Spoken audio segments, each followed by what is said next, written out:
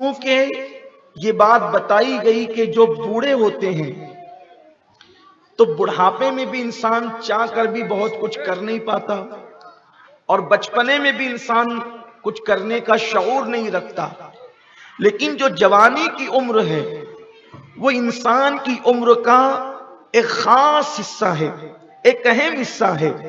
اسی لیے اللہ تبارک و تعالیٰ نے جوانی کو بھی پسند کیا اور جوانی کی عبادت کو بھی پسند کیا، لیکن شیطان یہ چاہتا ہے کہ انسان کی زندگی کا جو اصل سرمایہ ہے جسے جوانی کہتے ہیں، اس جوانی کے اندر شیطان انسان کو اغوا کر لے، اس کی فکر کو اغوا کر لے، اس کے خیالات کو اغوا کر لے، اس کے تخیلات اور تصورات کو اغوا کر کے اس کو اللہ کی راہ سے ہٹا کر اس کو شیطنت کی راہ پر لا کے ڈال دے۔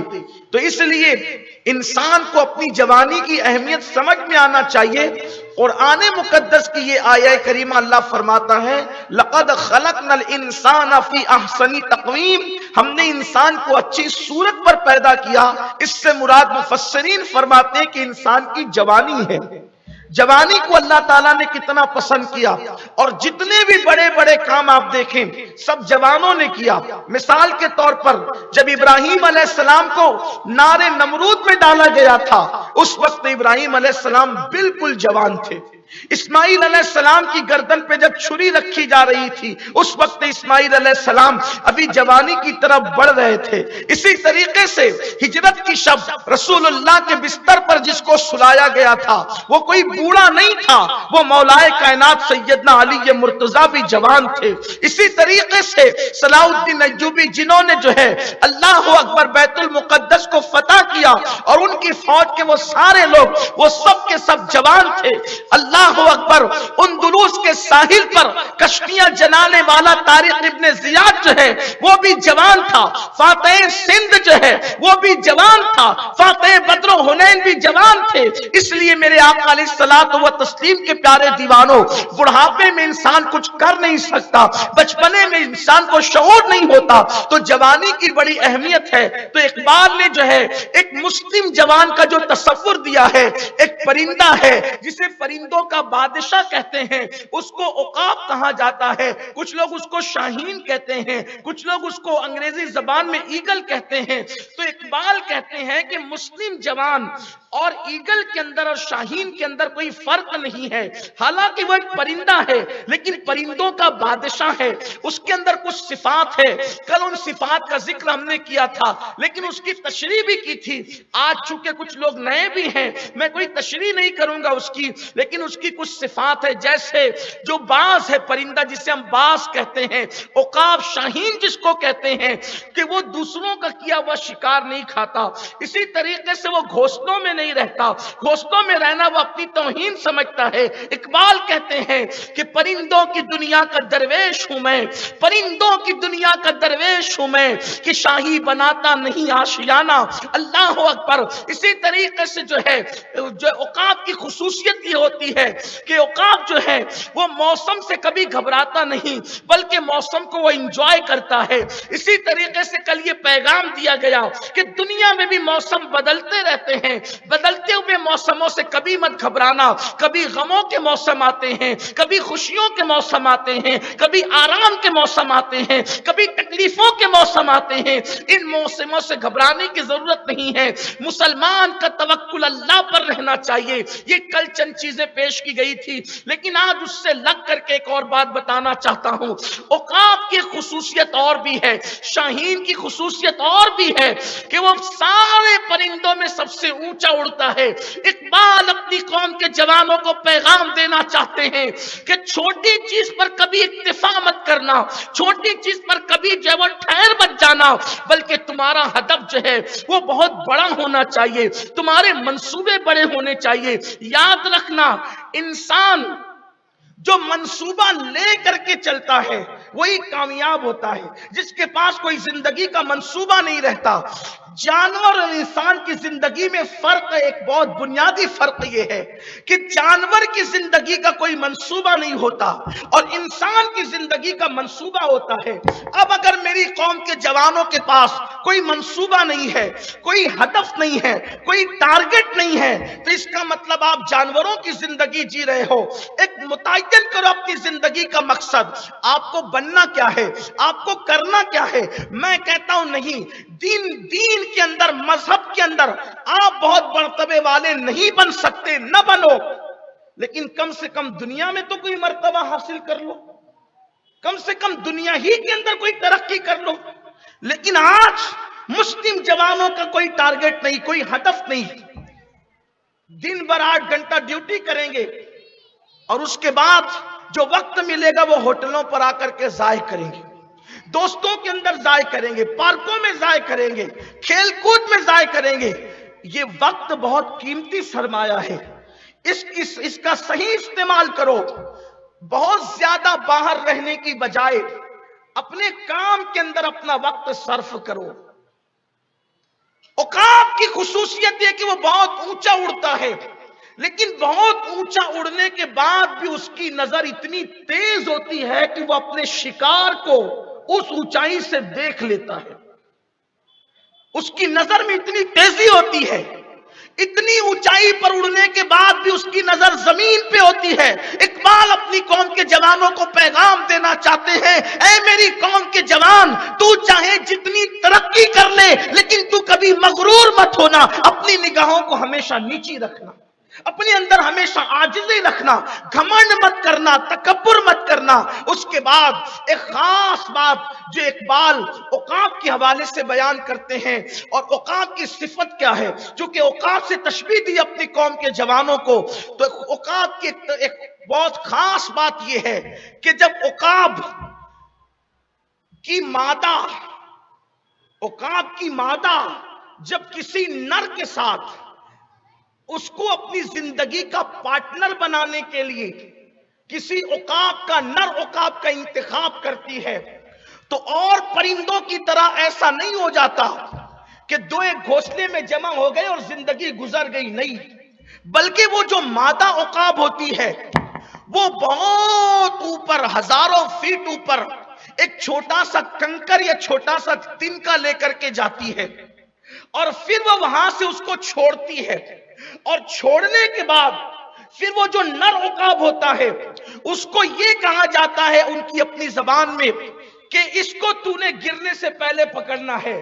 اب وہ ہزاروں فٹ اوپر سے جو کنکر یا تنکا پھینکا گیا ہے یہ اس کو ہوا کے اندر زمین پہ گرنے سے پہلے اٹھاتا ہے، دوسری مرتبہ پھر وہ اور اوپر لے کر کے جا کر کے چھوڑتی ہے اور وہ پھر اس کو پکڑ لیتا ہے، تیسری مرتبہ اس سے اور اوپر لے جا کر وہ چھوڑتی ہے، وہ پھر اس کو پکڑ لیتا ہے، 3 مرتبہ وہ مادہ عقاب اس کو آزماتی ہے، تب کہیں جا کر کے دونوں کے درمیان پارٹنرشپ کا ایک رشتہ ہوتا ہے۔ حیرت ہے کہ پرندوں کے اندر اس قدر سینس اللہ نے دیا، اس قدر سوچ اللہ نے دی، وہ اپنا پارٹنر بنانے کے لیے اس کو اتنا آزماتی، اس کے بعد اس کو اپنی زندگی کا پارٹنر بناتی ہے۔ اب اقبال گویا کہ اپنی قوم کو پیغام دے رہے ہیں کہ اگر کسی کو اپنی زندگی کا پارٹنر بناؤ، یعنی دوست کی حیثیت سے، یا کاروبار میں کسی کو شریک کرو، یا پھر کسی کو شوہر کی حیثیت سے عورت تلاش کرے، یا عورت کو کوئی شوہر تلاش کرے، تو صرف سفید چمڑی پر اور میٹھی میٹھی گفتگو پر اکتفا مت کر لینا، بلکہ اگر تم کسی کو دوست کی حیثیت سے ڈھونڈنے نکلو تو اس کے چہرے کا رنگ روپ مت دیکھو، اس کے اندر صلاحیت دیکھو۔ اس کی وجہ یہ ہے رنگ گورا ہے، سفید چمڑی ہے، لیکن آوارہ ہے تو وہ بھی آپ کو آوارہ بنا دے گا، وہ مجرم ہے تو آپ کو مجرم بنا دے گا، وہ برا ہے تو آپ کو برا بنا دے گا۔ یاد رکھیے، لوگوں کے رنگ پر نظر مت رکھیے، لوگوں کی کوالٹی پر نظر رکھیے، لوگوں کے چہروں پہ نظر مت رکھیے، لوگوں کے کردار پہ نظر رکھیے۔ اللہ اکبر۔ تو اس لیے دوست اچھے تلاش کیجئے۔ اللہ اکبر۔ آج دوستوں کا معیار کیا ہو گیا. اگر کوئی مالدار ہوتا ہے تو اس سے دوستی کی جاتی ہے, غریبوں سے دوستی نہیں کی جاتی. یاد رکھنا, مالدار ہے لیکن کیریکٹر کا صحیح نہیں ہے, مالدار ہے مگر اخلاق کا صحیح نہیں ہے, مالدار ہے مگر عقیدے کا صحیح نہیں ہے, تو ہوگا کیا؟ اللہ کے رسول صلی اللہ علیہ وآلہ وسلم فرماتے ہیں انسان اپنے دوست کے دین پر ہوتا ہے, اس لیے دوست صحیح تلاش کرو, صحبت والے صحیح تلاش کرو. اللہ اکبر. آج پورے ہندوستان میں نہیں بلکہ پوری دنیا کے اندر اگر 90% نوجوان اگر بگڑ رہے ہیں تو اس میں سب سے بڑا رول ان کے دوستوں کا ہے. آپ پکچر دیکھنے والے دوستوں کے ساتھ رہیں گے, وہ آپ کو فلم کا عادی بنا دیں گے. آپ شراب پینے والے دوستوں کے ساتھ رہیں گے, وہ آپ کو نشے کا عادی بنا دیں گے. وہ آپ جوا کھیلنے والے دوستوں کے ساتھ رہیں گے, وہ آپ کو جوے کا عادی بنا دیں گے. آپ گنڈے اور دادا لوگوں کے ساتھ رہو گے, وہ آپ کو گنڈا گردی سکھا دیں گے. یاد رکھو, دوستوں کا انتخاب اچھا کرو. اللہ سے پوچھے, اس کے رسول سے پوچھے کیسے دوستوں کا انتخاب کرے, تو قرآن کہتا ہے یا ایھا الذین آمنوا اتقوا اللہ وکونوا مع الصادقین. اے ایمان والو, اللہ سے ڈرو اور سچوں کے ساتھ ہو جاؤ. تمہارا دوست سچا ہونا چاہیے. جب وہ گفتگو کرے تو سچی گفتگو کرے, وہ زبان کا بھی سچا ہو, وہ عقیدے کا بھی سچا ہو, وہ مذہب کا بھی سچا ہو. تین چیزیں اس میں دیکھو, اس کی زبان سچی, اس کا عقیدہ سچا, اس کا مذہب سچا. اگر یہ تین باتیں اس کے اندر ہے موجود تو تم اس سے دوستی کر لو, ورنہ اس سے دوستی نہ کرنا. اس لیے کہ انسان اپنے دوست کے دین پر ہوتا ہے. اس کی نحوستیں تمہارے اندر پیدا ہوگی, اس کا غرور تمہارے اندر پیدا ہوگا, اس کا گھمنڈ تمہارے اندر پیدا ہوگا, اس کی برائیاں تمہارے اندر پیدا ہوگی. اور اس کے بعد جو خاص طور پر ماں باپ اور سرپرستوں کی ذمہ داری ہے, اپنا بچہ کہاں بیٹھ رہا ہے, کس کے ساتھ بیٹھ رہا ہے. کچھ لوگ تو اتنے گھمنڈی ہوتے ہیں اولاد کے حوالے سے, کہتے ہیں کہ میرے بیٹے پہ کسی کا اثر نہیں ہو سکتا, ہماری اولاد پر کسی کا اثر. وہ شرابیوں کے ساتھ بیٹھے, وہ گنڈے لوگوں کے ساتھ بیٹھے, وہ دادا لوگوں کے ساتھ بیٹھے, بھائی گیری کرنے والوں کے ساتھ بیٹھے, ہمارے بچوں پہ کسی کا اثر نہیں ہوگا. میں پوچھتا ہوں, کیا تمہاری تربیت نبی کی تربیت سے بڑی ہے؟ کیا تمہاری تربیت نبی کی تربیت سے اہم ہے؟ کیا تم نے قرآن میں نہیں پڑھا کہ اللہ کے پیغمبر اور معمولی پیغمبر نہیں, اولو العزم پیغمبر حضرت سیدنا نوح علیہ السلام کا بیٹا کافروں کی صحبت میں جا کر بیٹھتا تھا, ان کی صحبت میں رہتے رہتے وہ بھی کافر ہو گئے. آپ مجھے بتائیں, جب نبی کا بیٹا بری صحبت کی وجہ سے بگڑ سکتا ہے تو کیا تمہارے اور ہمارے بچے نہیں بگڑ سکتے؟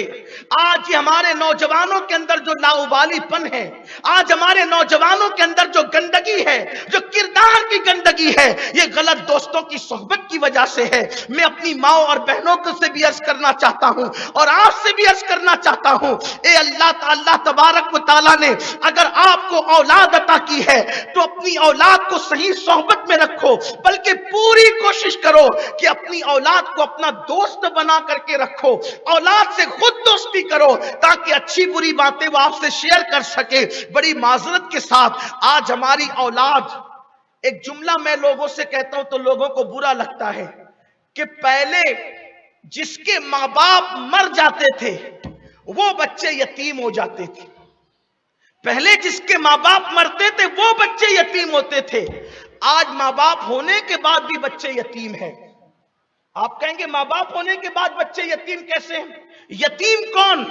نہ جس کو ماں کا پیار ملے نہ باپ کا پیار ملے. یتیم کون؟ نہ جس کو ماں کی تربیت ملے نہ باپ کی تربیت ملے. بولو ہمارے بچے یتیم ہے کہ نہیں جیتے جی؟ آپ کہیں گے وہ کیسے؟